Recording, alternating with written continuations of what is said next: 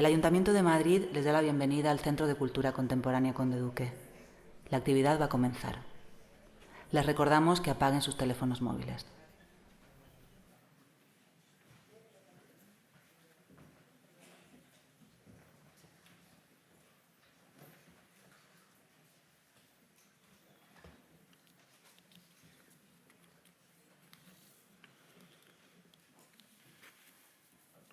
Hola, sí. Bueno, buenas tardes. Muchas gracias por haber venido este día lluvioso. Todos estábamos un poco asustados porque decíamos casi que es el primer día de lluvia de Madrid en este otoño y en realidad de una lluvia copiosa como la de hoy, y eso siempre da miedo a la hora de hacer este tipo de convocatorias. Bueno, muchas gracias por haber venido. También aprovecho y le doy la bienvenida a todos los que están detrás de las pantallas. Mi nombre es Gisela Echeverry y soy la comisaria del programa de pensamiento de este centro cultural, que en esta ocasión alcanza ya su 5ª temporada. Es decir, llevamos ya un lustro invitándolos a venir y a escuchar a todos nuestros participantes y a debatir con ellos. Y hoy es nuestra primera sesión, así que me voy a detener un minuto para contarles, un minuto, bueno, más de un minuto, es decir, lo que quiero decir es que me voy a tardar un poco más de lo habitual, contándoles un poco de cuáles son las novedades de nuestra temporada. Cada temporada tiene un hilo conductor y en esa ocasión nuestra propuesta es encontrar nuevas interrupciones, unas que nos permitan entrever una realidad diferente a la que tanta angustia nos provoca. Y para ello parece ser necesario interrumpirlo todo, y en ese paréntesis voluntario, como el de venir aquí, proponemos cuestionar qué entendemos por nosotros, cómo convivimos, qué forma adquieren nuestros afectos, cómo construimos nuestros vínculos con los otros y con el mundo que habitamos. Apoyándonos nuevamente en la mirada interdisciplinaria, apostando por el diálogo entre invitados nacionales e internacionales, los convocaremos mes a mes hasta junio de 2025 a explorar los asuntos que resumo en 6 puntos. En primer lugar, ¿qué podemos aprender de otras inteligencias como la del reino vegetal? Una sesión que también aspira a reflexionar sobre la distancia o la falta de ella que existe entre seres humanos y no humanos, con la participación del neurobiólogo italiano Stefano Mancuso, quien lamentablemente nos canceló en la sesión pasada, pero que estamos intentando reprogramarlo. En un segundo lugar, la importancia y la forma en la que funciona la economía financiera contemporánea, donde nos preguntaremos de qué modo una herramienta creada aparentemente para generar riqueza y repartirla a partes iguales se ha convertido en una forma de ensanchar la brecha entre pobres y ricos. Contaremos con la participación del filósofo belga Michel Feher y el artista visual Max Esteban para esta sesión. Luego, un tercer punto, que es una tercera interrupción, nuestra tercera sesión: ¿qué está haciendo el turismo con nosotros y con nuestras ciudades, y de qué manera podemos volver a hacer habitables el viaje y los lugares a los que nos conduce? Contaremos para la ocasión con investigadoras y artistas visuales especializadas en el turismo de masas. Una cuarta, donde nos preguntamos cómo los productos culturales de Asia Oriental están creando una nueva cultura pop global con las telenovelas turcas, la música y las películas de Bollywood, la literatura y las series coreanas, el manga y el anime japonés, e incluso la gastronomía y la cosmética. Todos productos que al parecer transforman los conceptos de héroe y heroína, relación amorosa, belleza y sociedad. Aquí nos acompañarán investigadoras en estudios de Asia Oriental y la programadora de la plataforma Filming. En un quinto lugar, nos preguntamos qué es lo bello y lo bueno, lo virtuoso en nuestros tiempos. Se trata de algo más que del cuidado de nuestra imagen, con la conversación secretos de belleza interior, amistades, rituales, liturgias. Ahondaremos en la cotidianidad como el ámbito de una transformación radical de nosotros y de nuestros vínculos con los demás. Aquí participarán la filósofa francesa Corinne Pelluchon y el catedrático de filosofía Josep María Esquirol. Y por último, en sexto lugar, hablaremos sobre cuáles son nuestros actos de resistencia para el mundo contemporáneo, donde tendremos como invitada a la escritora e historiadora estadounidense Rebecca Solnit. Hoy, en medio de este listado de exploraciones, nos centraremos en si este mundo global, con el afuera en contraposición con el adentro, se ha vuelto intolerable y fomenta subjetividades radicalizadas, con la participación del filósofo francés Pascal Bruckner, quien conversará con Alex Vicente en torno a su obra en general y a sus últimas investigaciones en particular. Y antes de comenzar me gustaría presentar a Alex. Alex Vicente es periodista cultural del país, forma parte del equipo del suplemento Babelia, tras haber sido corresponsal en París durante más de 15 años. A lo largo de su trayectoria ha colaborado con medios de comunicación, tanto en el ámbito español como en el francés. Además de su formación como periodista, sus distintos intereses le han llevado a cursar estudios en distintas universidades fuera de España, como la Université Paris-Sorbonne y la Freie Universität de Berlín. Agradecemos a todos nuestros colaboradores en la sesión de hoy, como lo son la editorial Ciruela, al Instituto Francés y a la Embajada de Francia. Y, por supuesto, por mi parte, muchas gracias a todos los compañeros del Conde Duque que siempre, con su buen hacer, hacen posible que estemos todos aquí. La directora artística de este Centro Cultural, Natalia Álvarez Simó, apostó en el año 2020 por un espacio para pensar, por un lugar en el que reunirnos para dialogar, debatir y hacernos preguntas. En su último año quiero darle un agradecimiento especial por su confianza y por haberme dado la oportunidad durante estos 5 años de formar parte del Centro Cultural como comisaria de los contenidos del área de pensamiento. Ha sido un gran aprendizaje y satisfacción el trabajo que hemos hecho juntas para citarlos aquí cada año. Bueno, espero que algo de todo esto que les he contado los invite a venir mes a mes en lo que queda de temporada y tener nuestras nuevas interrupciones para pensar en voz alta. Muchas gracias.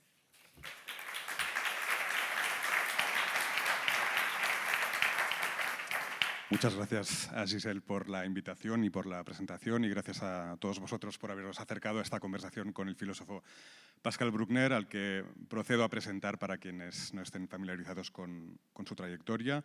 Pascal Bruckner nació en París en 1948, es escritor, novelista, filósofo, doctor en letras por la Universidad Paris 7, Paris 7. Ha ganado los premios Médicis, Renaudot y Montaigne, 3 de los más importantes en Francia.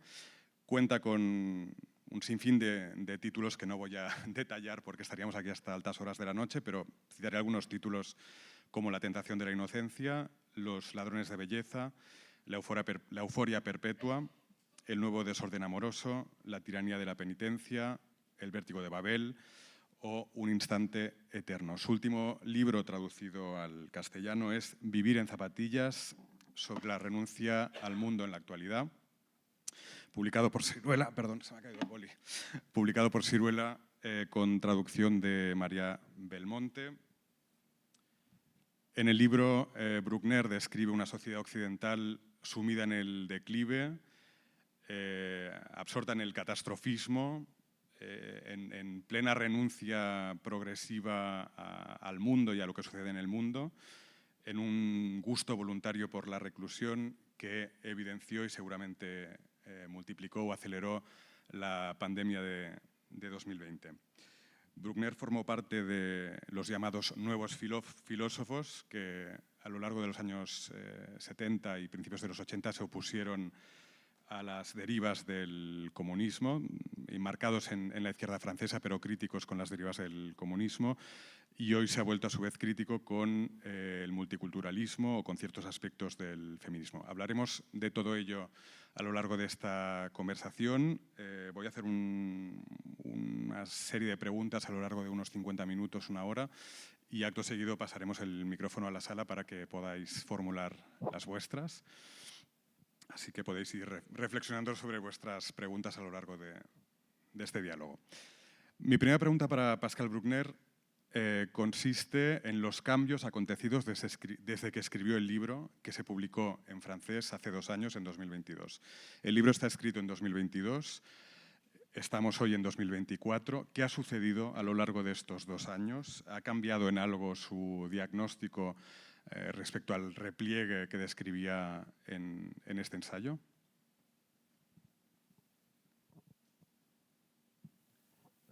D'abord, bonsoir. Merci à Conde Duque de m'inviter et à Gisèle Echeverry de m'avoir convié là. Merci à mon éditeur, Ciruela, fidèle. Alors, qu'est-ce qui a changé depuis 2024? Une chose très simple, nous avons vaincu le Covid. Et ça a l'air de rien, mais je crois qu'il y a peu d'exemples dans l'histoire où une pandémie mondiale qui a bloqué l'humanité entière, 4 à 5 milliards d'hommes chez eux, a été détruite si rapidement grâce à la conjugaison de la science, des laboratoires et de l'argent public dans les différents pays occidentaux. Donc ça, c'est quand même une victoire. Donc je ne contredis pas le diagnostic de mon livre, mais il ne faut pas oublier que la découverte de l'ARN messager est un pas en avant de l'humanité, parce qu'à travers l'ARN messager, on va pouvoir peut-être guérir un certain nombre de maladies très graves, dont les cancers. Et je trouve que le Covid est une belle illustration d'un moment de panique globale, qui était parfaitement légitime quand le Covid est apparu, transformé en triomphe ponctuel de la médecine sur cette horrible maladie qui a fait quand même près de 18 millions de morts, sans compter les gens qui gardent les séquelles. En el libro describía una sociedad dormida, sometida al modo de vida que impuso el confinamiento. ¿Cree que fue excesivamente pesimista, a falta de una palabra mejor? ¿Cree que ha habido después de la escritura de este libro una reacción hacia la vida, hacia una vuelta al mundo, mayor de lo que esperó en su momento? Non, je ne crois pas, non, parce que le Covid n'a pas été ça a été une nouveauté historique, mais ça a été un révélateur. Ça a été le symptôme d'un certain nombre de penchants présents dans les sociétés occidentales et même ailleurs, et le désir de se calfeutrer dans sa maison est quelque chose qui existait depuis longtemps, mais la pandémie l'a accéléré. Et alors, ce qu'il faut dire aussi, c'est que moi, j'ai adoré le confinement. Le premier confinement, j'ai trouvé ça extraordinaire. On était bien chez soi. Il faisait très beau à Paris. C'est-à-dire que c'était un temps madrilène. Alors que nous, vous n'avez jamais de pluie, mais nous, on en a tout le temps. Et c'était un printemps magique avec les fleurs. Il n'y avait pas de voiture. Et on a vécu une expérience presque poétique, d'une certaine façon. Traverser la rue, c'était une aventure parce qu'il fallait éviter la police, la gendarmerie. Donc la France a déployé un génie bureaucratique qui n'appartient qu'à elle dans l'Europe d'aujourd'hui pour empêcher les gens de bouger. Et donc, au début, c'était un jeu. Alors, un jeu tragique parce que c'est dans les premiers mois que les gens sont morts. Moi, j'ai perdu beaucoup d'amis et on se disait qu'on était face à un mal qui pouvait nous terrasser à tout moment. Mais voilà, moi j'aime beaucoup convertir le malheur en occasion de réjouissance. Et donc, avec un ami, on a pris une voiture parce qu'on voulait aller dans les Alpes faire du ski. Et on a roulé dans les petites routes pour éviter les cordons de gendarmerie. Et donc voilà, il y avait aussi cet aspect de surprise collective. Tout le monde arrêtait de travailler, tout le monde était chez soi. Tous les soirs à 8 heures, on tapait sur des casseroles pour remercier les médecins et les infirmières. Mais après, il y a quelque chose évidemment de plus grave et s'est installé, de plus tragique, parce que les morgues se sont remplies, parce que les gens mouraient ou tombaient malades par milliers. Et donc, il y a eu une ambivalence dans notre attitude face au Covid. Et puis, au bout d'un an, il y a eu une grande lassitude. Et ce qui est resté, c'est la peur et la volonté de voir enfin la médecine pouvoir guérir cette maladie. On a oublié parce que le cerveau humain a un génie particulier qui consiste à effacer la douleur. Je pense que ça, c'est une capacité extraordinaire des individus. Si on devait se souvenir de toutes les douleurs qu'on a endurées dans notre existence, on serait des martyrs en permanence. Mais on a complètement oublié le Covid. En tout cas, on l'a effacé. Mais en parlant, il y a des images qui reviennent. Et donc, oui, après, ça a été très difficile. Et puis, et la sortie a été très lente. Et le Covid est là maintenant. C'est un compagnon dans l'éventail des pathologies qui frappent l'être humain. Il y en a, Dieu sait s'il y en a. Maintenant, le Covid, c'est un pas un ami, mais c'est une présence. Donc il revient tous les automnes. Tout le monde fait des Covid au cours de l'année, sauf que ça n'est plus mortel. Et c'est quand même, là aussi, c'est un énorme progrès. Precisamente le quería preguntar sobre este olvido. Yo creo que lo que ha pasado desde 2022 es que se ha producido un proceso de olvido como sobreactuado, voluntarista, como si lo hubiéramos hecho todo para olvidar lo que vivimos, como si quisiéramos suprimir esta experiencia. Dice que es como una especie de instinto de supervivencia, pero ¿hay algo más que eso? ¿Por qué el COVID se ha convertido en una especie de recuerdo lejano del que no estamos seguros si existió o no?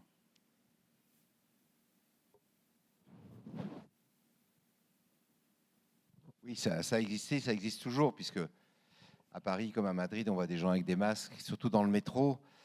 Et ils ont raison, jeunes ou moins jeunes, mais ça a été refoulé. Et Dieu sait si le refoulement peut être dangereux quand on a subi des traumatismes.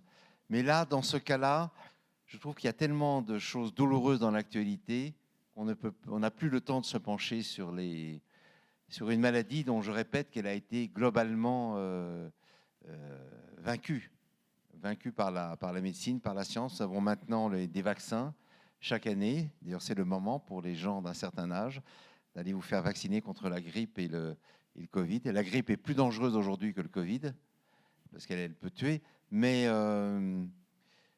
c'est un fonctionnement normal et on ne peut pas vivre non plus le regard braqué sur les douleurs d'autrefois.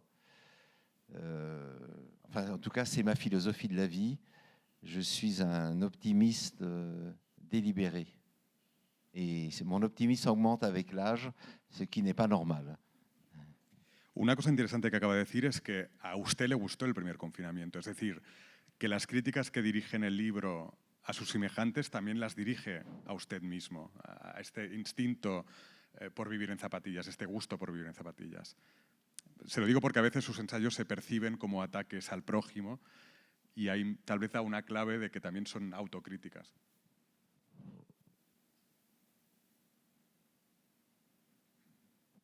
Ben oui, je pense qu'un essai critique n'a de valeur que s'il il est porté par une autocritique. Donc effectivement, comme je vous l'ai dit tout à l'heure, le premier confinement m'a plu. Bon, il s'est arrêté heureusement parce que sinon ça aurait été insupportable. Je me souviens par exemple que j'avais l'habitude de louer des chiens à mes voisins pour pouvoir sortir avec une bonne raison. Est-ce que vous pouvez me prêter votre chien que je puisse, après le dîner, aller faire une promenade sans être arrêté? Bon, voilà, dans la tragédie, il y a eu des moments cocasses ou amusants, mais oui, ce qui m'a étonné, c'est pourquoi j'ai écrit ce livre, c'est qu'est-ce qui fait qu'on est bien chez soi alors que le monde est à feu et à sang, et qu'est-ce qui fait qu'à un certain moment, on a moins envie de sortir. Et ce que j'ai ressenti là, beaucoup de gens l'ont ressenti aussi, beaucoup de gens étaient contents. Et la fin du confinement, c'est un peu comme une fin de récréation à l'école. Ah, il faut retourner à la vie ordinaire, il faut retourner au bureau. Alors il y a le télétravail qui a été une institution très importante, mais qui est aujourd'hui remise en cause. Mais voilà, on a vécu une parenthèse, comme ont pu vivre nos ancêtres dans des situations de pandémie. Je pense à la peste. Bon, la peste a frappé la France, elle a frappé aussi l'Espagne, j'imagine, la peste de Marseille. Sauf que là, il n'y avait aucun remède. Le seul remède, c'est la fuite. Et puis on pense à la fameuse peste de Florence au XIVe siècle, au Décaméron de Boccace, aux gens qui mouraient dans la rue et il fallait s'enfuir de la ville parce que c'était le lieu de la mort. Mais on a eu beaucoup plus d'armes pour combattre le Covid. Mais le Covid a ressuscité un imaginaire de la terreur et de l'impuissance humaine. C'est ça le souvenir qu'on doit en garder. C'est que pendant des mois, on s'est senti démunis face à quelque chose qui venait. Alors on a dit que ça venait de la Chine, de Wuhan. Là, il y a encore une enquête qui reste à faire pour les journalistes. D'où vient le Covid? Est-ce que c'est une erreur de manipulation d'un laboratoire offert par la France, grosse erreur à la Chine, et d'où se seraient échappées peut-être des souches dangereuses. Mais on était dans une situation de danger absolu. Mais on est 4 ans après, et maintenant il y a d'autres dangers, et celui-là a été écarté. Donc, encore une fois, pour moi, l'expérience du Covid, c'est l'expérience du génie humain, la capacité collective de l'humanité à terrasser ce qui devait la tuer. Y ça, c'est quand même quelque chose d'extraordinaire, me semble-t-il. En cualquier caso, en el libro describe todos los peligros de lo que llama el mundo prosaico de lo cotidiano. ¿Qué peligros encierra el hogar? ¿Qué tiene contra el hogar? ¿Qué tiene contra la habitación, la cama, el sofá? Todas estas figuras que describen en el libro como nuevos paraísos. Non, mais je n'ai rien contre. Je trouve au contraire que ce sont des lieux extraordinaires. Alors, il faut faire un peu d'histoire. La vie privée, c'est une conquête, là aussi, c'est une grande conquête de la modernité. Le confort, le moelleux, le capitonné, ça a été inventé par les Anglais. Ça a été l'apanage de la bourgeoisie au XVIIe, XVIIIe siècle, qui s'érigeait contre le mode de vie aristocratique. Parce que contrairement à ce que l'on croit, les châteaux de nos ancêtres, les palaces merveilleux, étaient inconfortables, difficiles, glaciales. On gelait dans ces immenses palais où les fenêtres n'existaient à peine, et seul le coin de l'âtre était l'endroit où on avait chaud l'hiver. Vous savez, j'ai visité Versailles et j'ai lu Saint-Simon. En fait, Versailles, qui a été présenté comme l'apanage de la civilisation, était un lieu très fruste au regard de nos exigences d'hygiène. Il ne faut pas oublier que le roi Louis XIV faisait ses besoins par terre. Saint-Simon raconte, par exemple, que le matin, le roi faisait dans son pot et que le grand chambellan présentait le pot à tous les courtisans pour les humilier et pour bien leur faire sentir à quel point ils étaient inférieurs sur le plan aristocratique à la personne royale, qui était une personne quasi divine. Donc, ce que nous admirons aujourd'hui, le luxe du roi, c'est 1/1000 du confort que n'importe quel Madrilène ou Parisien a aujourd'hui dans sa cuisine. Le frigidaire, le four à micro-ondes, le gaz, l'électricité, le chauffage, tout ça n'existait pas. Donc tout ça pour dire que la vie privée, c'est-à-dire le bonheur d'exister chez soi, loin des intempéries, loin de la pluie, du froid ou d'un soleil excessif, c'est aussi une conquête. C'est une conquête des classes moyennes et de la bourgeoisie contre le mode de vie aristocratique. Et d'ailleurs, l'aristocratie s'est à son tour embourgeoisée ensuite. Mais alors, donc il y a toute conquête a un envers. Le 19e siècle voit apparaître dans la littérature et dans les arts une notion qui est nouvelle, qui est l'ennui. Parce que l'ennui, c'est un peu le fruit d'une vie qui est soumise au travail régulier. Donc c'est l'apparition du capitalisme, de la machine productiviste, des manufactures. Et les gens, à partir de la Révolution française, sont mis au travail. Les paysans sont arrachés aux campagnes, deviennent le prolétariat misérable des grandes villes. Et la vie quotidienne devient très prosaïque parce qu'elle est soumise à un rythme que ne connaissaient pas nos ancêtres, qui est le rythme comme on dit en français, c'est métro, boulot, dodo. C'est-à-dire le travail quotidien, l'obligation de gagner sa vie, souvent en la perdant, en tout cas pour les plus pauvres des classes sociales.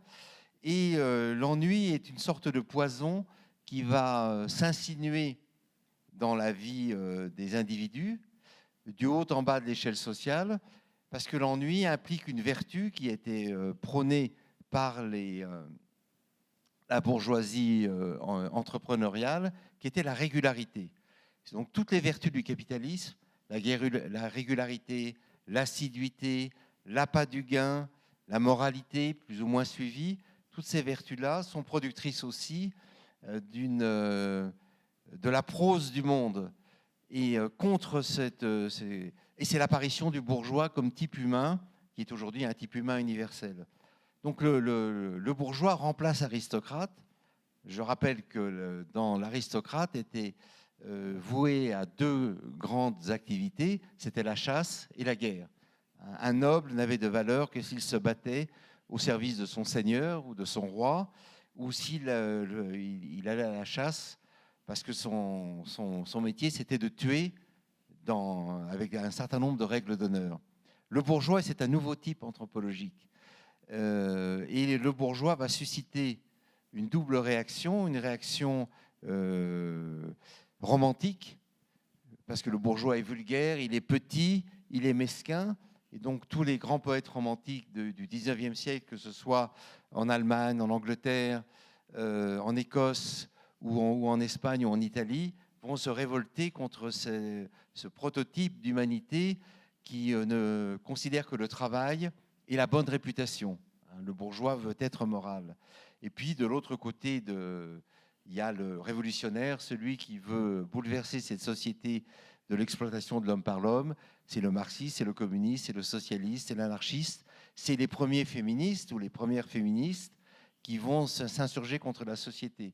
Et donc, c'est pour ça le Covid, en réalité, nous a replongé dans un cauchemar qui était celui que l'on retrouve dans la littérature, qui est le cauchemar de la répétition. La vie est devenue terriblement répétitive, puisque chaque matin, on se levait et on ne faisait rien. On écoutait les nouvelles, on avait peur de tomber malade, et on espérait qu'un jour, on pourrait sortir de chez soi. Donc voilà, c'est ça que le Covid a ravivé, mais sous le ciel de l'économie de marché et de la bourgeoisie, oui, la prose l'a emporté sur la poésie. Et pensez à Tchekhov, pensez à La nausée de Sartre, tout ça c'est une même filiation. À Baudelaire, c'est une même filiation de dénonciation du fait que notre existence aujourd'hui ressemble à hier et préfigure demain, qui lui-même ressemblera à la semaine dernière. Voilà, c'était ce ressassement des jours qui passent tous semblables que le Covid a ressuscité. Como dice en el libro, que está lleno de citas y de ejemplos históricos de la literatura y la filosofía de todos los tiempos, todo lo que estamos diciendo no son asuntos estrictamente nuevos. Levinas habló de ellos, Baudelaire habló de ellos, Xavier de Maistre habló de ellos en su famoso Viaje alrededor de mi habitación, o Nietzsche habló de ellos cuando dijo que todo hombre superior aspira a trincherarse en una fortaleza. ¿Qué ha cambiado ahora en este momento histórico? ¿En qué sentido es más o menos grave que en otras épocas? ¿Y no puede verse toda la historia de la humanidad como una sucesión de momentos de repliegue y de momentos de expansión? Oui, oui, bien sûr. Mais alors Nietzsche, là, s'était trompé pour le Covid. Mais enfin, il ne peut pas avoir raison sur tout. Parce qu'effectivement, chacun est allé dans sa forteresse intérieure et s'est enfermé avec évidemment l'aide du portable, des écrans, ce qui a considérablement allégé la souffrance d'être isolé. Mais il y a eu, je pense, à un moment dans le Covid, il y a eu une tentation qui est latente dans nos sociétés de ne plus sortir de chez soi, de considérer que la rue, le supermarché, l'épicerie, les magasins sont devenus des lieux de très grand péril, où tout d'un coup, on pouvait croiser une personne qui allait vous inoculer le mal. Alors, la grande différence entre l'histoire des maladies, c'est passionnant pour analyser nos sociétés, mais la grande différence entre le sida et le Covid, elle est très simple, c'est que le sida, il suffisait de se protéger lors des relations amoureuses pour ne pas tomber malade, et donc on était épargné. Avec le Covid, ça n'a rien à voir. Vous traversez la rue, quelqu'un éternue à côté de vous, et peut-être vous allez être atteint. Même aujourd'hui, quand je prends le bus ou le métro à Paris, qu'une personne tousse, je me lève et je vais m'asseoir ailleurs. Je me dis, c'est idiot de risquer quelque chose parce que quelqu'un n'a pas mis la main devant sa bouche et tout le monde réagit de la même façon. Donc, c'est ce qui a été atteint avec le Covid, et c'est pour ça que c'est l'expérience même de l'altérité qui a été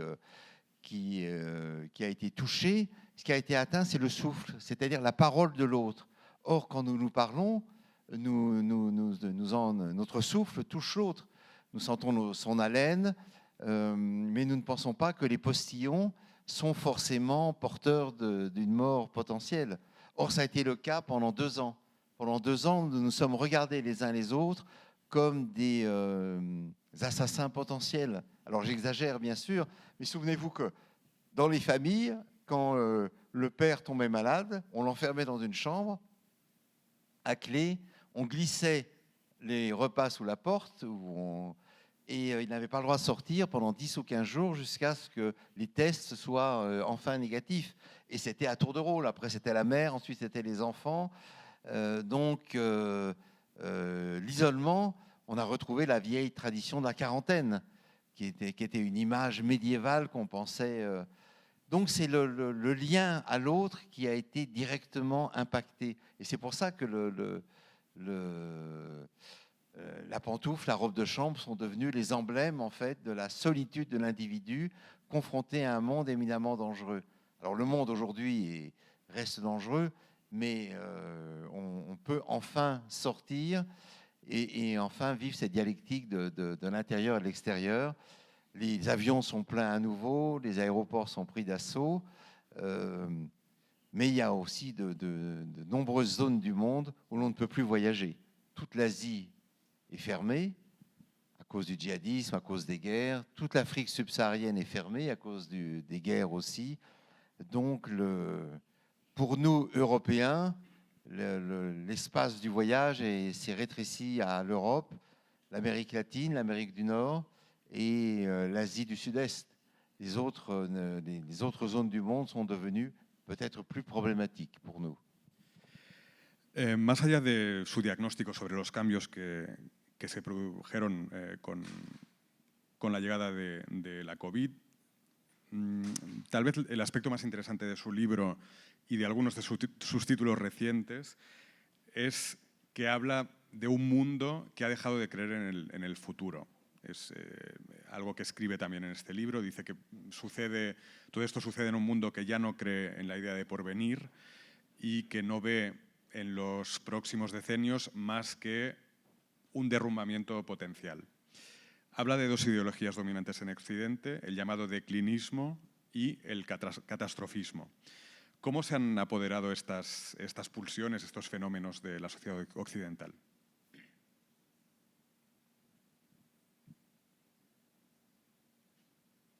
Alors ça, c'est bien antérieur au Covid. Ça date de la fin du XXe siècle et du début du XXIe. Alors, le catastrophisme, c'est la conséquence du réchauffement climatique. C'est le défi d'une humanité qui subit peut-être les conséquences de son développement industriel et qui ne sait pas comment affronter les éléments déchaînés. Puis le déclinisme, c'est cette idée assez ancienne en Occident d'une décadence irrémédiable de nos sociétés qui sont concurrencées par les anciens pays colonisés, par la Chine, par l'Inde, peut-être par certaines sociétés africaines, éventuellement par la Russie. Et ce sentiment a été aggravé par le Covid. Le Covid, c'était un peu comme si la fatalité nous punissait, comme si la nature nous disait tu dois payer pour tes fautes. Nous l'avons réinterprété en termes de culpabilité, mais je trouve ce qui est très frappant depuis la chute du communisme a été vécu comme un moment d'euphorie extraordinaire. Bon, il y a eu la chute de toutes les dictatures en Europe, la Grèce, le Portugal et l'Espagne, ça a été, ne l'oublions pas, ça a été quand même des moments assez merveilleux aussi. Et bon, on a cru que l'histoire était finie après 1989. Et puis, le 11 septembre 2001, les tours de New York sont tombés et on s'est aperçu que le conte de fées que se racontait l'Europe depuis le 9 novembre 1989 n'était pas vrai, que toute une partie de l'humanité ne communiait pas dans nos valeurs, que la conjonction de la démocratie parlementaire, de l'économie de marché, de la prospérité ne séduisait pas l'ensemble des hommes. Puis après, il y a eu la guerre en ex-Yougoslavie, enfin plutôt la guerre en ex-Yougoslavie avait déjà commencé, puis après il y a eu l'invasion de l'Ukraine, l'invasion du Donbass et de la Crimée, et puis l'invasion de l'Ukraine. Et donc aujourd'hui, notre optimisme est évidemment battu en brèche, mais ce qui caractérise le monde occidental aujourd'hui, c'est ce qu'il a cessé de croire dans la notion de progrès. Nous avons des innovations extraordinaires, notamment dans le domaine de la haute technologie, dans le domaine des smartphones et des connexions neuronales, des réseaux sociaux, mais nous ne pensons pas que le monde de demain sera meilleur qu'il n'est aujourd'hui, et c'est sans doute ça qui a changé, et qui explique cette humeur un peu sombre de nos contemporains qu'il faudrait essayer de dissiper. De hecho, la tecnología ha pasado de ser percibida como una aliada a un peligro potencial, ¿no? Tal vez es el cambio que hemos visto en estos últimos años. Y precisamente sobre esta cuestión, usted ha dicho en repetidas ocasiones que estamos volviendo a la caverna, a una caverna formada por pantallas y redes sociales. ¿No es exagerado, pese a las derivas posibles de este mundo hiperconectado, hablar de regreso a la caverna?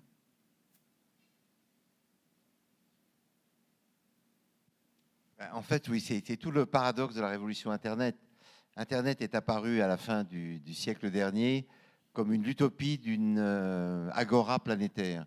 C'est-à-dire qu'effectivement, c'était extraordinaire. On pouvait, par exemple, regarder sa chambre d'hôtel avant même d'y être arrivé. On pouvait réserver un hôtel en Floride ou en Afrique du Sud ou en Argentine. Et tout d'un coup, on entrait dans sa chambre avant d'y être. Donc là, il y avait une transparence du monde à nous-mêmes, et puis on pouvait communiquer avec des gens de Papouasie-Nouvelle-Guinée, de Sibérie, d'Alaska, de Suède. Donc ça a été un choc, un choc d'immédiateté et de transparence du monde à lui-même. Et puis on s'est aperçu petit à petit que derrière les proclamations euphoriques des prophètes du web, je pense notamment à un Américain qui s'appelait Negroponte, qui nous annonçait que l'humanité allait mettre fin à la guerre, que l'humanité allait mettre fin à l'ignorance, puisque nous allions pouvoir diffuser tous les savoirs instantanément. En réalité, ce qui s'est passé, c'est quelque chose de totalement différent. C'est que les utilisateurs du web se sont regroupés en communautés d'intérêt. Et donc, on a recréé, au lieu du village global, on a recréé des villages locaux, des petites tribus qui se sont agrégées les unes aux autres et qui, au lieu d'échanger du savoir, bon, on échange du savoir sur Internet. Une institution comme Wikipédia est absolument extraordinaire, Google aussi. Donc, moi, je suis un technophile un peu arriéré parce que je ne comprends pas tout, mais heureusement j'ai des enfants et je suis en contact avec des gens plus jeunes qui m'aident en permanence, parce que rien n'est pire que l'illettrisme technologique.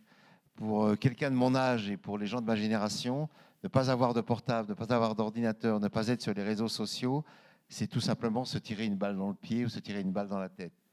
Donc il faut vivre avec son époque, qu'on l'aime ou non. Si on ne vit pas avec son époque, on est nulle part. Mais on voit bien que les réseaux sociaux ont aussi une face d'ombre. C'est le vecteur du complotisme, c'est la haine en ligne, c'est la calomnie, c'est les attaques contre des adolescents ou des adolescentes qui ont eu malheur de s'exposer en ligne, parfois de se dénuder pour plaire à un petit ami, et qui ensuite sont véritablement lynchés. Donc l'Internet nous a fait passer sur un plan de technologie supérieure, mais elle a simplement réactualisé toute la méchanceté humaine. Voilà, on ne vient pas à bout du mal. Ça, c'est le vieux message de toutes les religions. le mal est omniprésent en l'homme, le mal comme le bien. Et donc, les réseaux sont un moyen d'accélérer la cruauté, la méchanceté, le lynchage contre un certain nombre d'individus plus faibles. D'où la nécessité d'éduquer nos enfants à ces réseaux et leur apprendre à se méfier des messages ou des sollicitations. Alors, évidemment, dans les réseaux sociaux, il y a la prostitution, il y a la pédophilie, tous ces phénomènes, le harcèlement, tous ces phénomènes, évidemment, qui existaient auparavant, mais qui ont trouvé une amplification extraordinaire, mondiale. Donc voilà, l'ambivalence de l'innovation. L'innovation est extraordinaire, mais elle est ambivalente. Elle porte en elle le pire comme le meilleur. Mais il ne faut pas oublier le pire. No es el tema de este libro, pero sí ha sido el tema de muchos de sus libros recientes o de algunos de sus libros recientes. Y también en este hay algún capítulo salpicado de sus opiniones sobre el feminismo, sobre la lucha de las minorías, sobre la cuestión climática. ¿Cuál es su posición sobre estas cuestiones por las que ha sido muy criticado, especialmente en su país?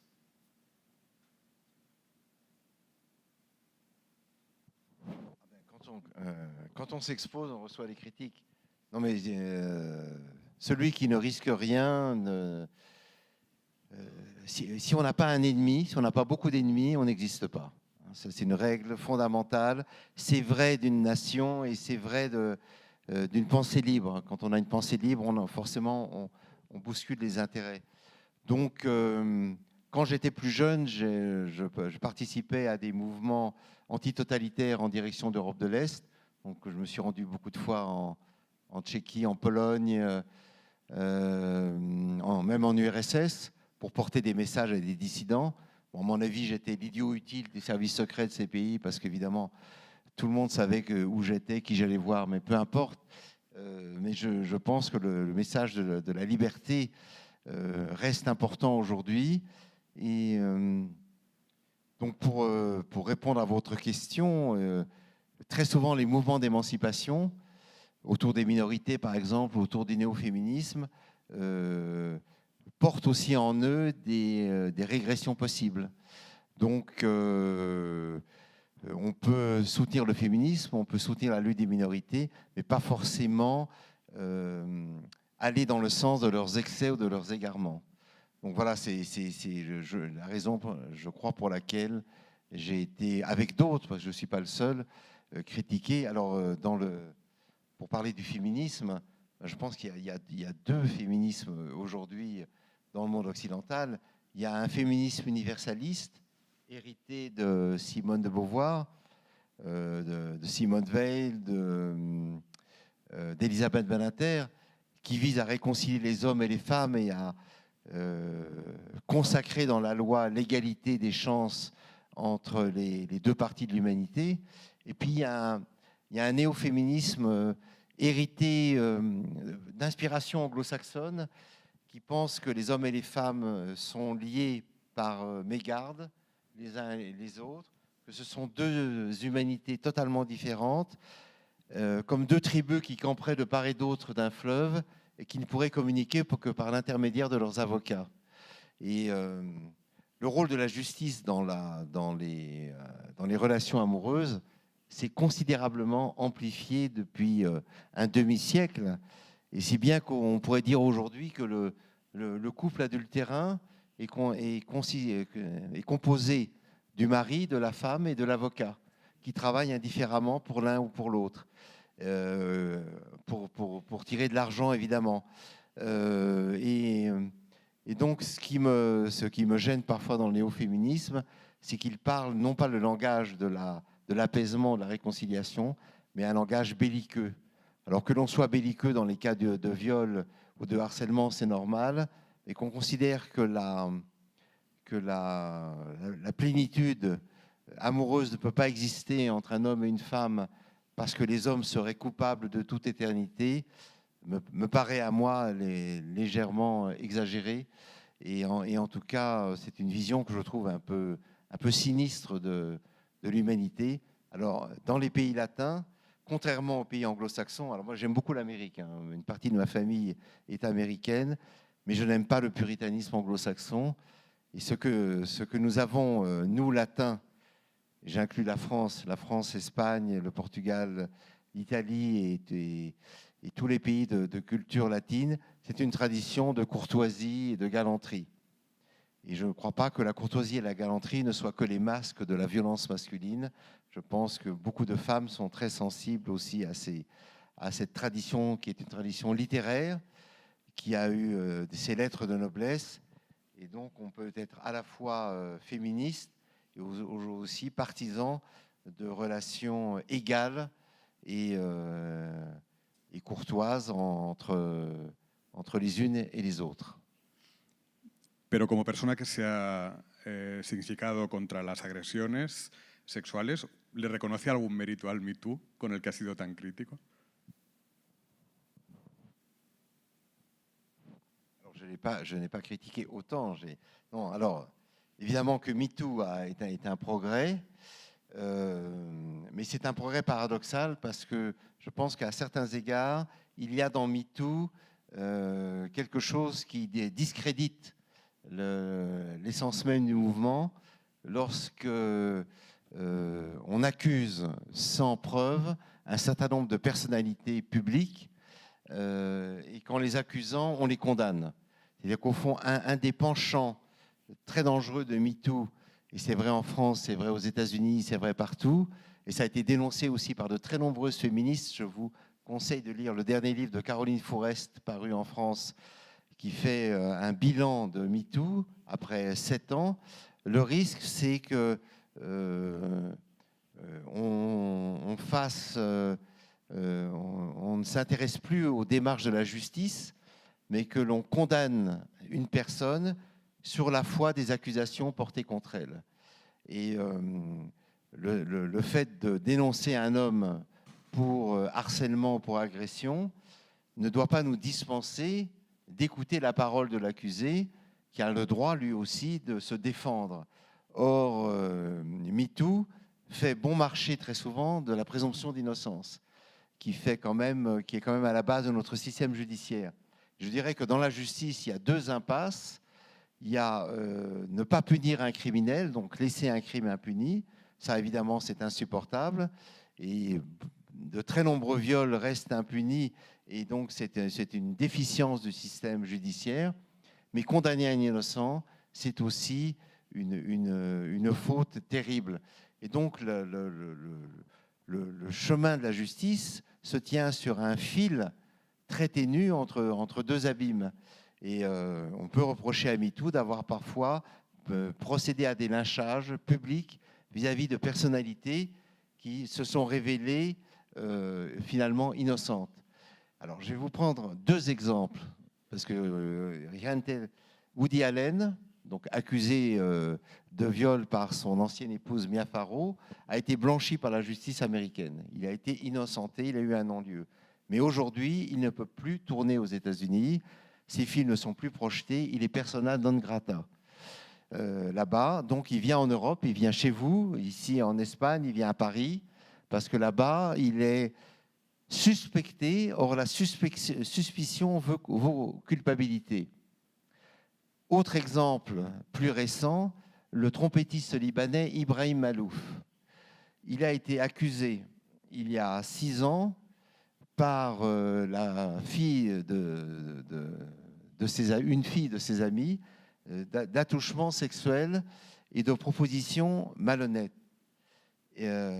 Donc il a eu un procès. Le procès, il a été innocenté et la petite fille a reconnu qu'elle avait menti. Ibrahim Malouf a été invité au mois de septembre de cette année, donc il y a 2 mois, au Festival de Deauville. Or, la directrice du Festival de Deauville l'a désinvité en disant qu'il instaurait un climat de malaise. Ça veut dire que quand un trompettiste, un musicien est accusé, même si la justice l'a innocenté, il reste coupable. Vous voyez, c'est ça que l'on peut critiquer, notamment dans la mouvance MeToo. Et c'est ça d'ailleurs que de très nombreuses femmes reprochent aussi à cette justice de rue, cette justice médiatique, qui n'est pas la justice juridique, qui, elle, pèse le pour et le contre. Je rappelle que la grandeur de l'institution judiciaire, c'est la mise à distance des passions des protagonistes. Podríamos replicar a los ejemplos que da con otros muchos ejemplos de agresores que sí que eran culpables. Es decir, es tal vez una cuestión de proporciones. Non, bien sûr qu'il y a des agresseurs coupables. Mais je dis que si un mouvement de libération commence à commettre des abus, il se discrédite lui-même et il risque de se tirer une balle dans le pied. Donc voilà, il faut toujours respecter la présomption d'innocence. Je crois que c'est une notion fondamentale, parce que sinon nous pouvons lyncher n'importe quelle personne qui nous déplaît. Habla también de un retroceso de la presencia del sexo y del deseo en la esfera pública. Ha hablado de puritanismo hace un momento y de la influencia del puritanismo en la sociedad actual. Pero no está el sexo por todas partes, mucho más que en otros periodos históricos, mucho más que en el pasado. Usted, que participó en el mayo del 68, vio en primera persona el cambio entre una sociedad anquilosada donde el sexo era anatema y una liberación absoluta de la sexualidad, ¿no? Oui, mais l'Occident a toujours parlé de sexe. Ça a toujours été, c'est l'obsession de l'Église catholique. Il suffit de lire les livres des inquisiteurs. Moi, j'ai été élève des jésuites et quand j'allais à la confession, la seule chose que voulait entendre le confesseur, c'est « Avez-vous eu des pensées impures ?» Parce que, évidemment, dans l'Église catholique, il y a un gros problème sexuel, hein. L'Église a deux problèmes, c'est le sexe et l'argent. Donc chaque fois qu'il y a un scandale, ça touche l'un ou l'autre. Mais donc, ce qui est intéressant, c'est de voir qu'à l'émancipation sexuelle qui a touché les années 70-80, et qui a été quand même un mouvement assez extraordinaire, a succédé aujourd'hui une sorte de dépression érotique. Et là, je répète simplement ce que je lis dans la presse. Le journal Le Monde, donc, qui est un journal de centre-gauche lié à El País, à la Repubblica, a parlé l'année dernière de récession sexuelle, comme il y a une récession économique, c'est-à-dire un manque d'intérêt. Alors, on peut se demander pourquoi la jeunesse est moins intéressée. Creo que era precisamente los jóvenes, ¿no? Particulièrement la jeunesse. Oui. Alors, on peut dire qu'il y a beaucoup de raisons. Il y a peut-être que la pornographie a joué un rôle aussi dans le désintérêt de la jeunesse, puisque la pornographie est devenue la nouvelle maîtresse d'école à la sexualité pour les jeunes à partir de 10-12 ans grâce aux écrans. Et donc, c'est une très mauvaise école de l'amour, puisque en général, quand on a 14-15 ans, ça ne se passe pas comme dans les films X. C'est beaucoup plus maladroit, c'est beaucoup plus émouvant. Et donc, la pornographie est une mauvaise maîtresse d'école. Donc, effectivement, ça n'est pas recommandé pour les enfants. On peut dire aussi que là aussi, il y a la peur d'être dénoncé si on a des gestes maladroits ou agressifs vis-à-vis d'une fille. Je pense que pour beaucoup de garçons, ça a découragé.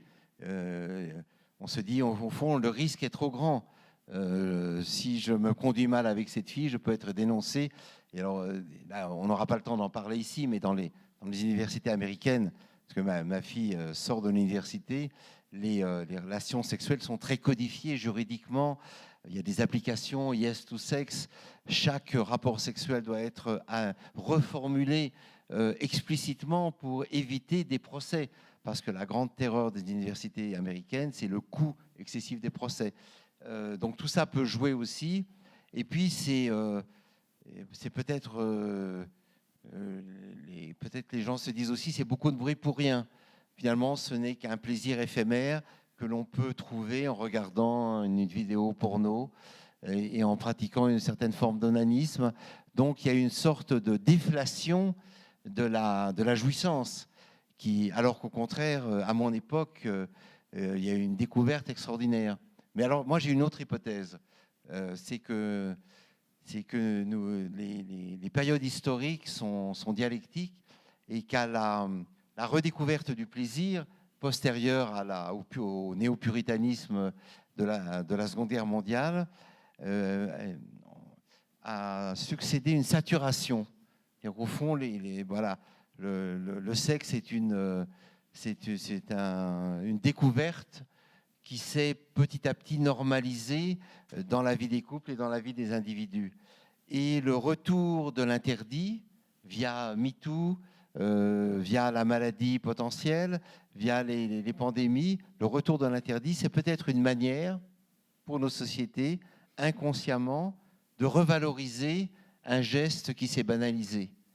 Et peut-être une manière de redécouvrir la poésie, la beauté et le mystère d'une sexualité qui était devenue presque un acte médical, un acte hygiénique dans les années 80-90.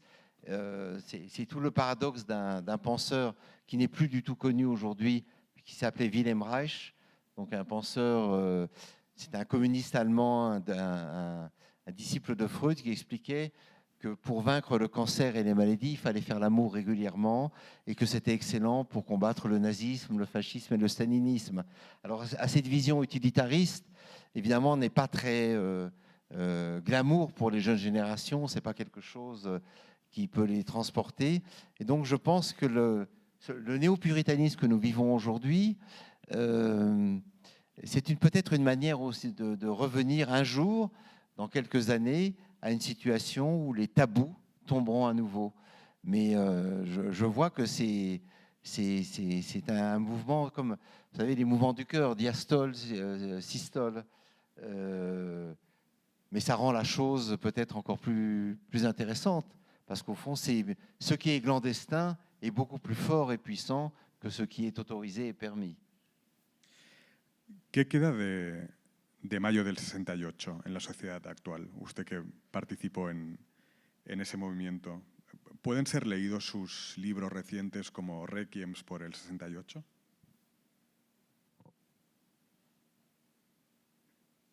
Mal, bien sûr.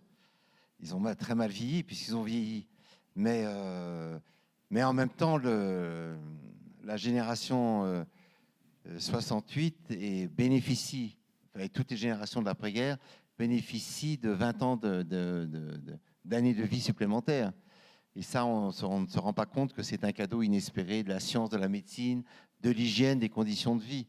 Donc, ce qui a changé, c'est aussi notre perception du vieillissement, notre perception du travail, de l'amour, puisque pour mes parents et mes grands-parents, à partir de 50 ans, on entrait dans l'hiver. On entrait dans l'hiver de l'existence, les cheveux grisonnaient, donc on s'habillait déjà dans l'uniforme de la vieillesse. Et aujourd'hui, on entre plutôt dans l'été indien de la vie. Alors ça a été l'objet d'un livre précédent, mais je crois que c'est très important de dire que nous avons gagné de 20 à 30 années de vie, plutôt en bonne santé. Donc, et que ce destin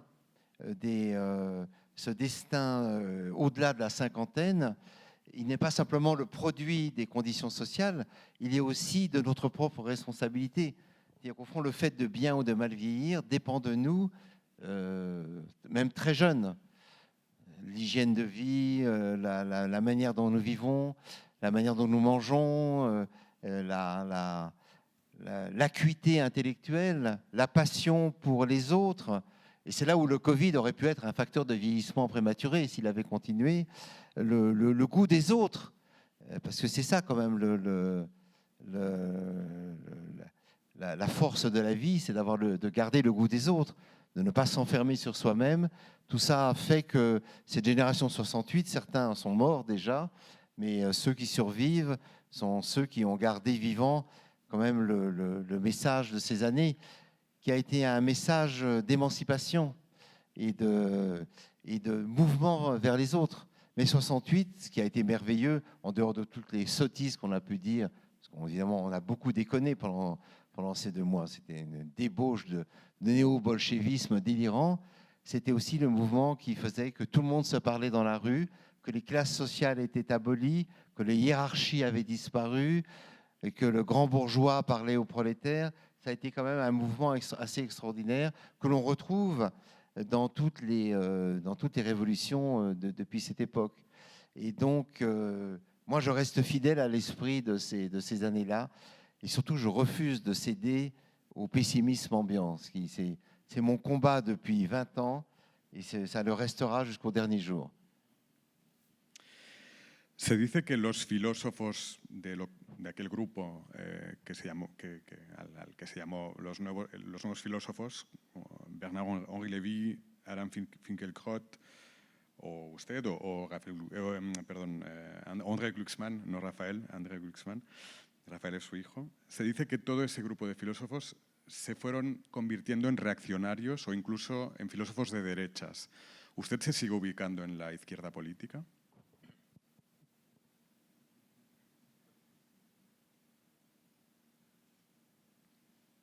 Alors moi, je ne suis pas binaire. Donc ce qui est une bonne chose dans le wokisme, c'est le refus des binarismes. Donc moi, j'aime la gauche, j'aime la droite, j'aime le centre. Es no binario. Ouais, et donc je pense qu'il y a des bonnes choses dans le conservatisme, des bonnes choses dans le progressisme, des bonnes choses dans le libéralisme, et que l'intimation à choisir un camp est assez réducteur. Et bon, en ce moment, la gauche française ne va pas très bien, la droite non plus d'ailleurs, et le succès de Macron vient aussi de ce que le jeune homme qu'il était quand il est arrivé au pouvoir a très bien saisi que les Français étaient globalement insatisfaits des oppositions idéologiques et un peu caduques entre les camps. Donc réactionnaire, moi ça ne me dérange pas, mais je retraduirais en intelligent. J'essaye de saisir la complexité des situations, et si on veut me traiter de réactionnaire, ça ne... Honnêtement, j'ai le cuir très épais, mais non, je pense que en tout cas avec Bernard-Henri Lévy, nous défendons un certain nombre de causes, notamment l'Ukraine, où je suis allé 3 fois depuis le début de la guerre, et voilà, ça me tient à cœur. Je crois que nous avons gardé de ces périodes la capacité à percevoir les risques de totalitarisme et de fascisme dans un certain nombre de régimes, que ce soit l'islam radical ou la Russie de M. Poutine. Le voy a hacer una última pregunta y luego pasaremos los micrófonos a la sala, así que podéis ir preparando vuestras preguntas para Pascal Bruckner. En el libro termina diciendo que sin duda habrá en los años venideros una reacción a este abandono. ¿Qué forma tomará esa reacción en su opinión? ¿Cómo ve el futuro a corto o medio plazo?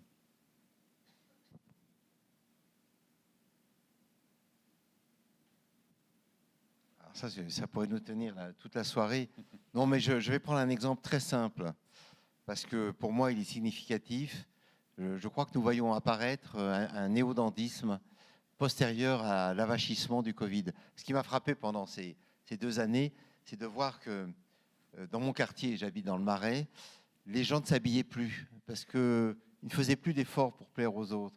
Donc ils sortaient de chez eux en jogging, certains en pyjama, des femmes avec des bigoudis dans les cheveux, des hommes pas rasés, les cheveux sales. Ils allaient faire leurs courses, ils se saluaient, coucou, ça va, oui, c'est dur, ah oui, c'est affreux.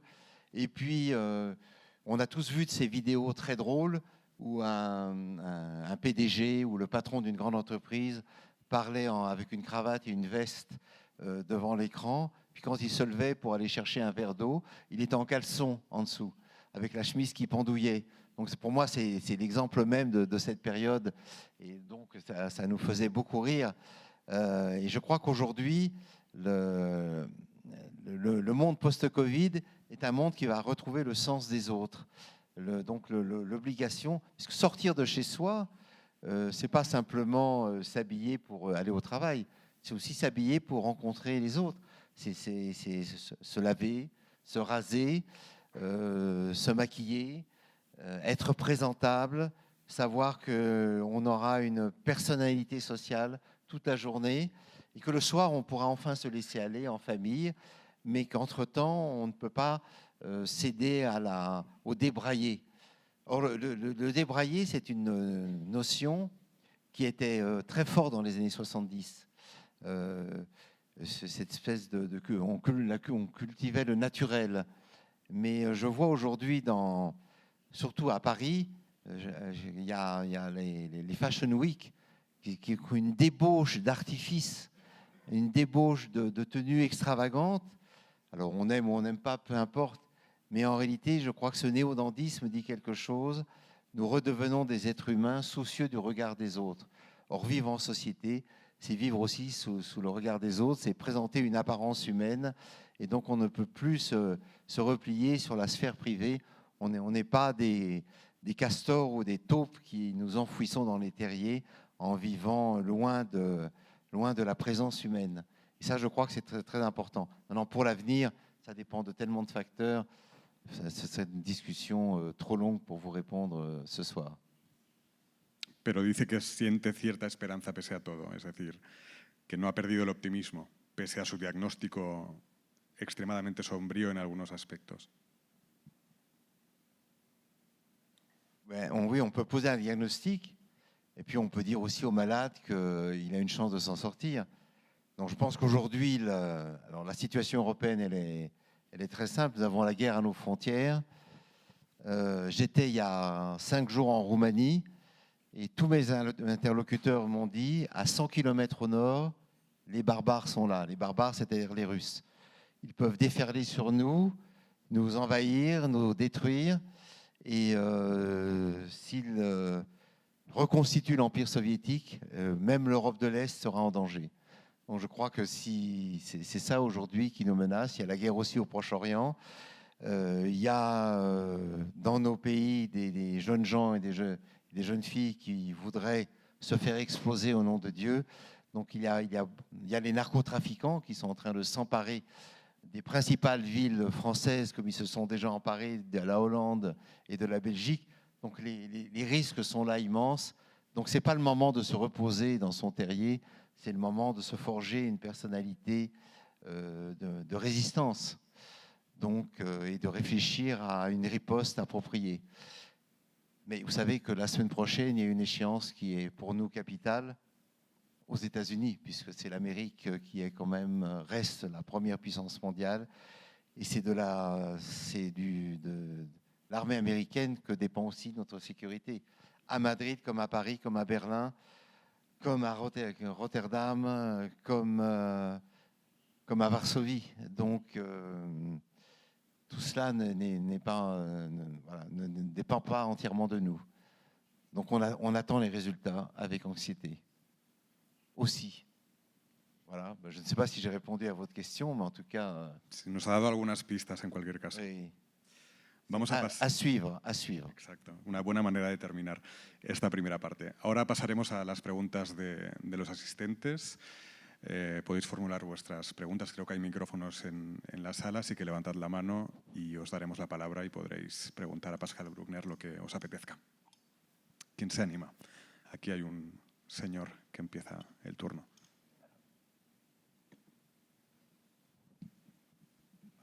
Hola. ¿Me podría decir, por favor, 2 antídotos a la locura del mundo actual?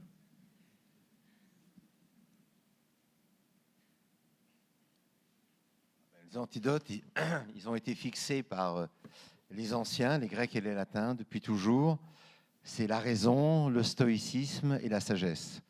Et donc, je crois que pour nous, là, il faut retraduire en termes modernes l'enseignement des anciens qui a été réactualisé à la Renaissance. Vous avez ici un immense écrivain, Cervantes, qui a été esclave et qui a écrit un des plus beaux livres de la littérature mondiale, le Don Quichotte, les tribulations d'un faux chevalier. Donc je pense qu'une des antidotes sur le plan individuel, c'est de se replonger dans les philosophies européennes et d'étudier comment nos ancêtres, dans des situations qui étaient peut-être beaucoup plus difficiles que les nôtres aujourd'hui, parce qu'il ne faut pas oublier que nous sommes en Europe des privilégiés. Nous avons un mode de vie extraordinairement désirable.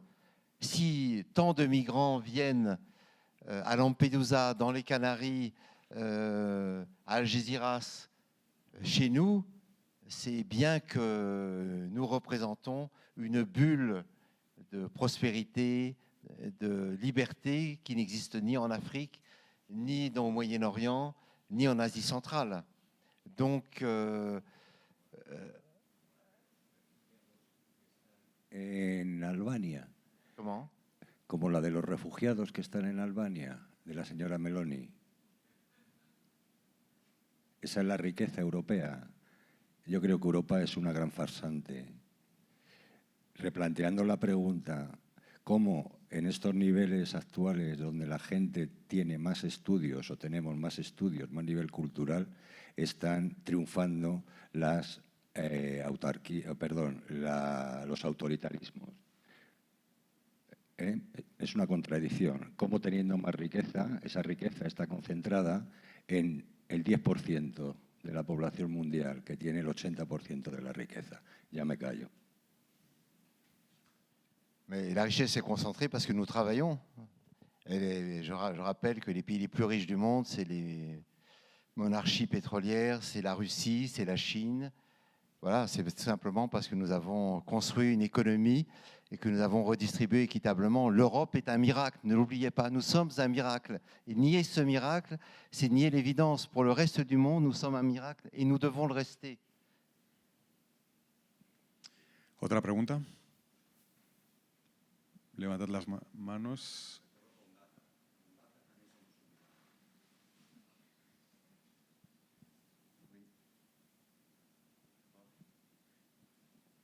Aquí. Adelante.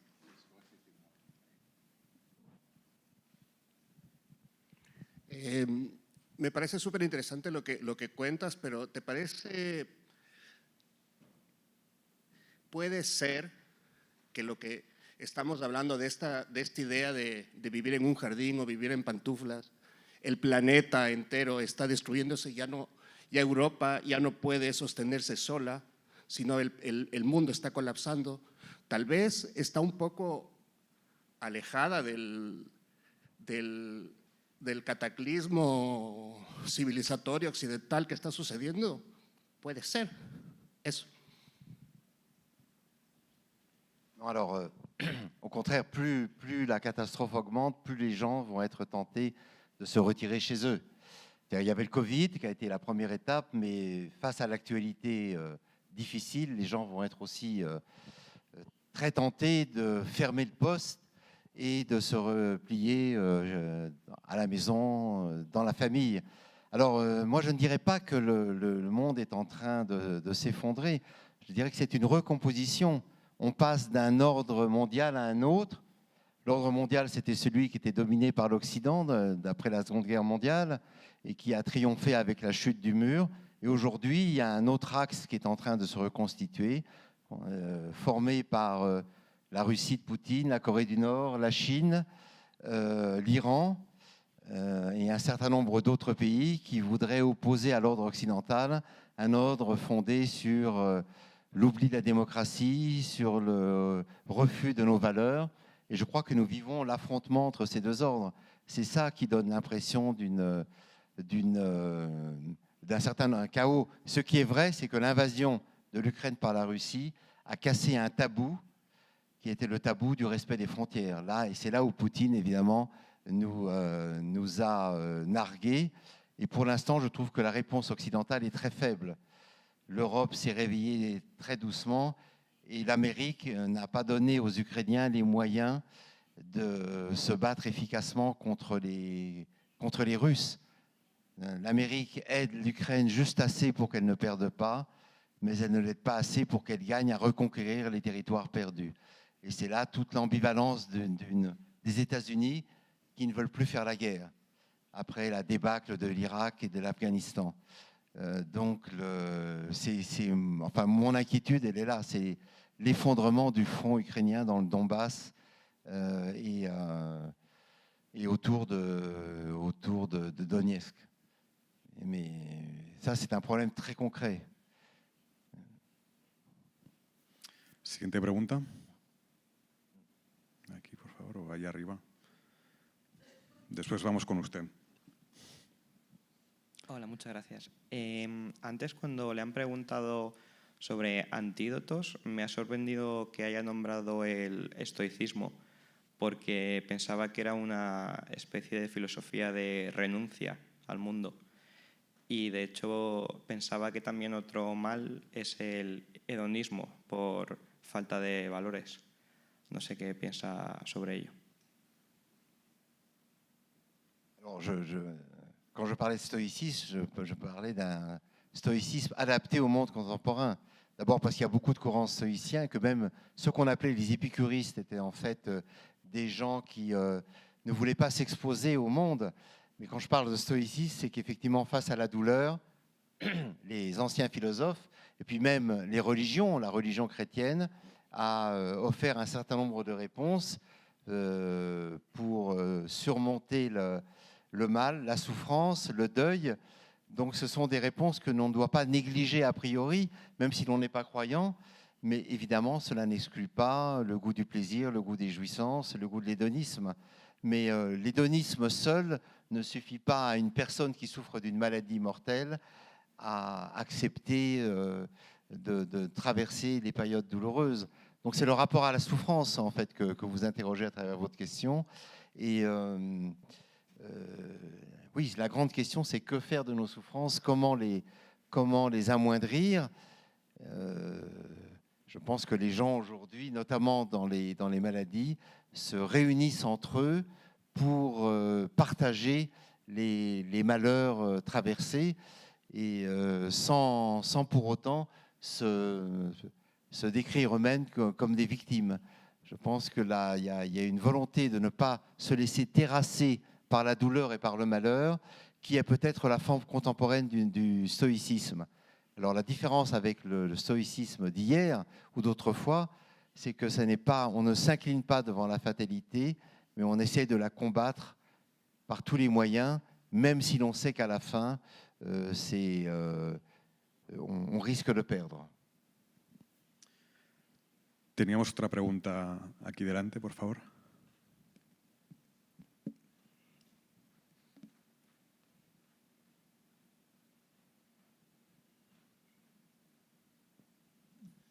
Buenas noches, señor Bruckner. Al hilo de la última reflexión y de la anterior pregunta que había contestado, ¿qué piensa usted que le interesa a esta decadente Europa que ocurra en las próximas elecciones americanas? ¿Quién nos interesa, diría usted, que pudiera ganar?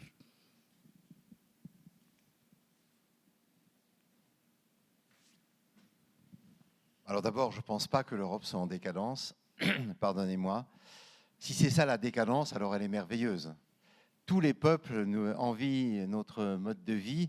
Si le pluralisme, la richesse culturelle dont témoigne cette institution, si l'égalité entre les hommes et les femmes, si la lutte contre le viol et les agressions, la lutte contre le crime organisé, c'est la décadence, si la démocratie parlementaire et les élections, c'est la décadence, alors qu'est-ce que c'est la civilisation?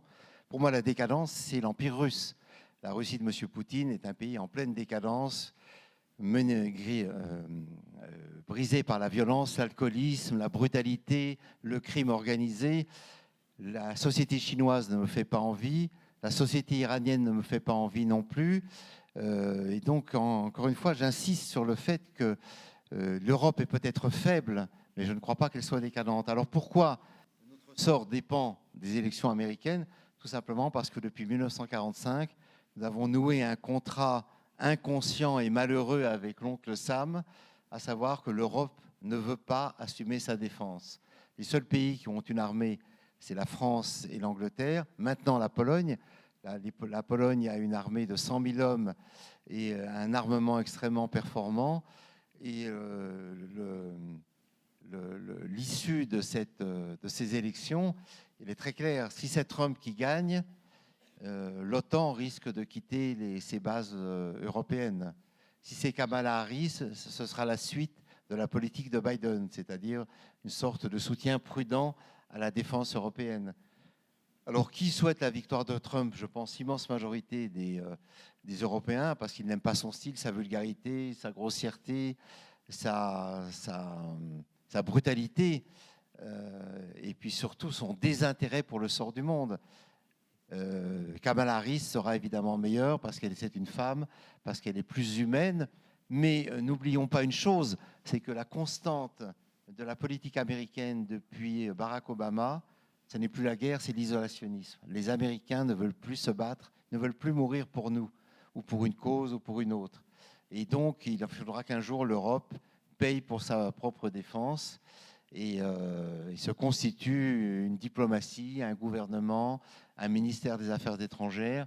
Or, pour l'instant, ceux qui aident les Ukrainiens, c'est d'abord les Américains. C'est Biden qui dit à Zelensky, oui, tu peux envoyer tes missiles dans le territoire russe, ou non, tu n'as pas le droit. La France a offert ses canons César, les Danois ont offert des F-16, mais le centre de notre sécurité, malheureusement, réside toujours à Washington. Et ça, on est 70 ans après la Seconde Guerre mondiale, et c'est dommage. Mais voilà, c'est notre prospérité, nous la payons aussi de notre incapacité à assurer notre défense nous-mêmes. Mais bon, le résultat peut être aussi positif mardi prochain, même si nous ne saurons peut-être pas avant plusieurs semaines. Nos queda tiempo para una última pregunta. Aquí, por favor.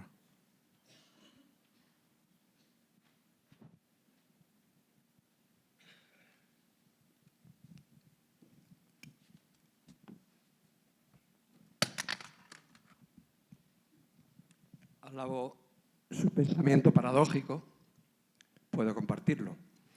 Lo que pasa es que me parece que veo una contradicción. Cuando se habla de binario, derecha-izquierda vale, pero no es binario también el optimismo y el pesimismo.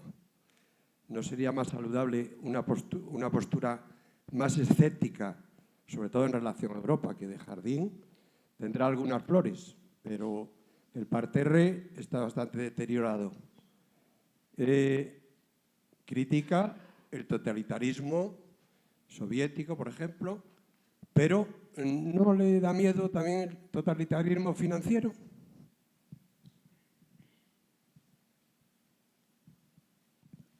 Oui, alors, oui, enfin, la grande différence, c'est que la révolution industrielle a été tempérée et atténuée par la redistribution économique. C'est ce qu'ont fait tous les gouvernements en Europe.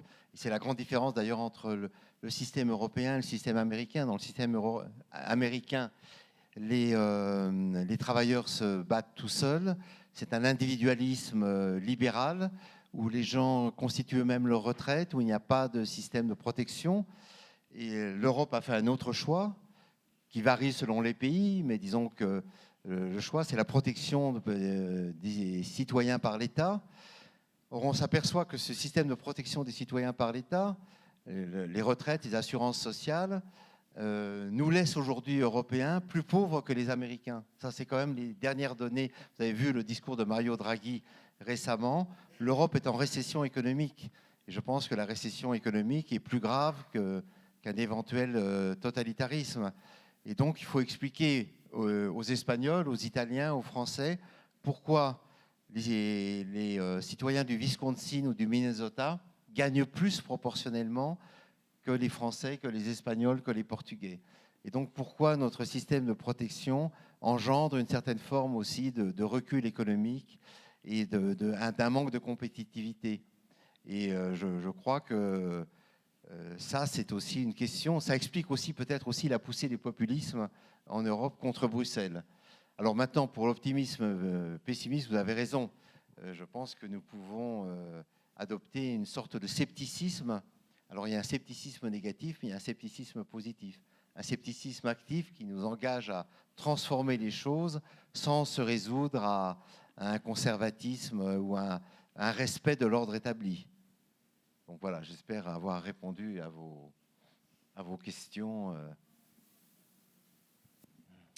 Pues será la última respuesta. Muchas gracias a Conde Duque por acogernos, a Giselle Echeverry por la invitación, a todos vosotros por haber participado en esta conversación y a Pascal Bruckner por haber aceptado responder a vuestras preguntas y a las mías. Muchas gracias.